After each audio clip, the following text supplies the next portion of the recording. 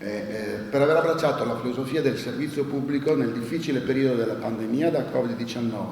dimostrando continuità, appartenenza e forte professionalità, in particolare per le dirette non stop condotte in studio e nei luoghi durante il lockdown, dando un fondamentale supporto alla comunicazione sociale ed economica del territorio. Queste le motivazioni che hanno portato la Camera di Commercio di Treviso Belluno a riconoscere il lavoro quotidiano del gruppo Media Nord-Est, Antenna 3, Rete Veneta, Tele Nord-Est, Tele 4, presidi di un'informazione libera e indipendente capace di raggiungere oltre 1 milione di telespettatori al giorno, prima TV locale d'Italia. A ritirare il riconoscimento accanto al sindaco di San Biagio di Callalta, sede trevigiana del gruppo, l'editore Filippo Iannakopoulos. Una storia imprenditoriale che è storia del territorio, servizio pubblico, l'espressione più utilizzata da istituzioni e imprese in un pomeriggio dedicato ai premi al lavoro. Media Nord-Est sta facendo un servizio pubblico essendo un privato. Sono stati 2 anni difficilissimi, noi oggi consegniamo un premio che doveva essere consegnato 2 anni fa e credo che